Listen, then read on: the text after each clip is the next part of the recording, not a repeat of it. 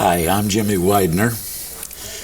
I worked with Bob off and on for about 6 or 7 years. First, in 1934, my dad took me to Hominy when Bob's band was playing there, and took me up to the bandstand and told Bob I was a banjo player. And I'd been playing local radio shows and stuff since I was 6 years old. I was 9 then, and he said, Bob said, well, let's just hear him then. I got on the bandstand, and they let me play Johnny Lee's banjo, and I played, for a half hour, I guess, with the band. And when I left, Bob came down and talked to me, and he said, you go ahead and finish your education. You finish high school, you come wherever I am. And if you do, you have a job. Well, I didn't know if that was the truth or not, whether to believe it or not. Later on, I left here. I left Seminole, Oklahoma in 1942. And ignorant and bullheaded, I went out to Hollywood. Bob was there making some pictures for Columbia. And they were staying at a hotel in Hollywood. I went down to Hollywood one day and borrowed my dad's car and drove down on Vine Street, parked the car, and went up and knocked on the door at the hotel. I found out what room they were in. I knocked on the door, and Junior Bernard and Millard Kelso opened the door, told me to come in, and then Cotton Thompson and Leon and the guys were in the room. We talked a little bit, and I said, my name's Jimmy Widener, and Bob told me to come and see him, and I had a job whenever I got out of high school. I said, I'm here. And they said, well, all right. And Cotton got his fiddle, and I got my banjo and played a little bit. Junior went over and got on the phone and called Bob upstairs in another room, and Bob came down to the room. He came in, and I said, I'm Jimmy Widener, and you told me to come and look you up. Bob took his fiddle and played a couple of fiddle tunes, and he says, meet me here tomorrow morning. And he says, bring your mother with you. Because I was just barely 18. He said, bring your mother with you, or your dad. He said, I imagine your dad's working. I said, yeah. And he says, bring your mother with you, because I want to meet her. I said, all right. And the next morning I showed up at the hotel again, and with my mother.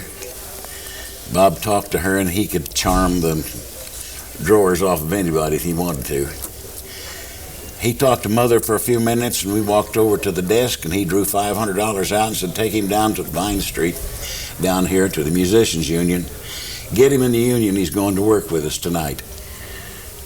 Mother drove the car back home, and I stayed there, and he says, Luke, speaking of Luke Wills, Luke was a youngster then too, and he says, Luke, find him a jacket and find him a pair of pants that'll fit. Get him a hat, because he's going on with us tonight. That's how I started with Bob Wills. And then we worked there, and then Bob came around after a few months, and he says, I'm going home and going in the Army. I'm breaking the band up, and when it's over, wherever we are, everybody come back, and we'll go back to business again. And in 46, I spent the next 3 years through the courtesy of General Patton. And when I got back, I went up to Salinas. Bob and the band were playing in Salinas. I walked up, and he never as much as said hello to me. He walked up to him. He said, where's your clothes? And I said, in the hotel room.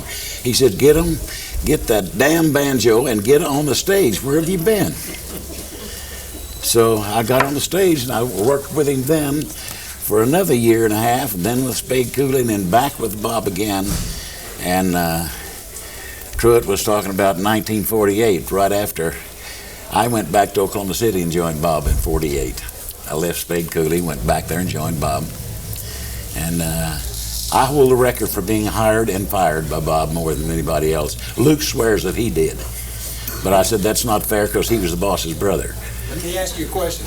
What do you think is the biggest difference between Spade Cooley and Bob Wills? Two completely different kinds of people. completely different. They knew each other. They respected each other. But Bob's a different kind of a man than Spade Cooley was. Spade had a terrible temper. Bob did too. But Bob wasn't a violent man. I think that would be the biggest difference. I worked with Spade for almost a year. But Bob never would let me alone. He found out I was taking flying lessons, and he said, "You're going to kill yourself, so leave Cooley and come on back to work for me." So I went back to work. He fired me one night, and 3 days later, I was out mowing the yard at my parents' home, and he called up himself, and he says, "Jim, your airplane ticket's at the airport. Get down there, pick it up, and meet me in Pocatello, Idaho tomorrow afternoon." And I did. And he called me another night after I'd left Cooley and says, "Can you meet me in Oklahoma City as fast as you can? I need you." And I said, "Sure. You know, every time you've ever called me, I showed up."